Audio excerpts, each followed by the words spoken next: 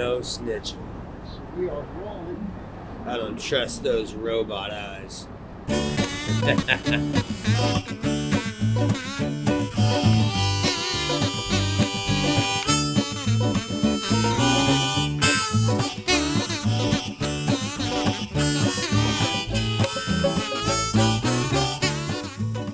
I'm Matt, this is Kaitlin, and these are our dogs, Bear, Jeffrey, and Peanut. A day in the life here would be walking the dogs as many times as we can, trying to get some food together and all that good stuff, and just hanging out and reading books with the dogs. Pretty much, that's what we do all day, is read books and hang out with dogs. Yeah. We've been everywhere. Every city, every state, every major city, everywhere. We spend a lot of time on the West Coast in Portland, Oregon.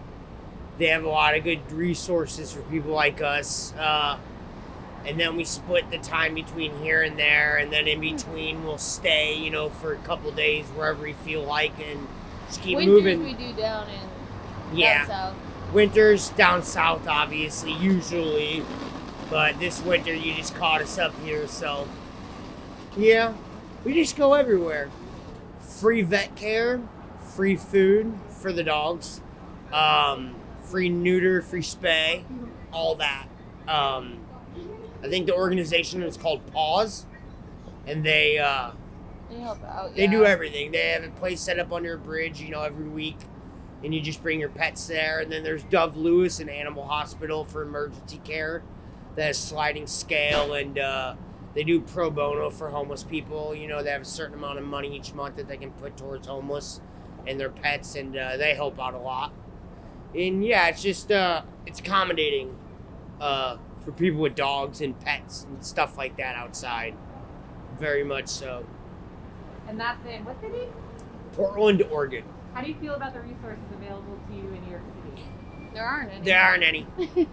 I mean, there are resources, but not for this many dogs. Not for dogs at all.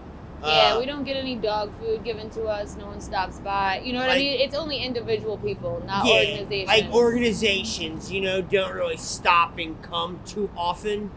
It's more like individual people that we know on a private basis, that will help us out. Yeah. Rich help, Rick, you come and help in. Yeah.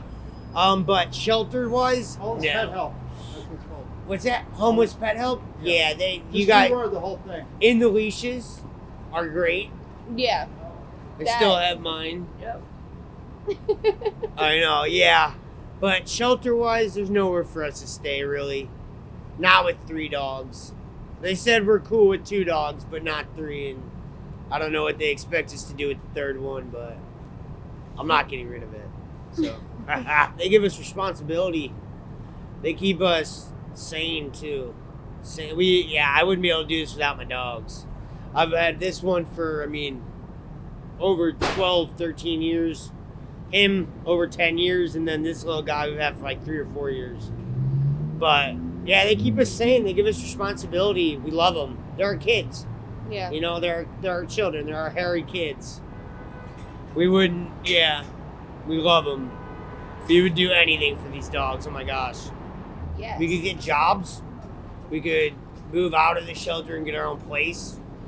Be able to not be here under, on the street and all that. It would be way easier. 100%. We had a little bit of help, you know what I mean? We could change it around, but really fast. Yeah, we just gotta wait for the city to figure out what to do with people like us and our dogs. There's a lot of homeless people with dogs in New York City. A lot, So they gotta figure out something eventually. Yeah.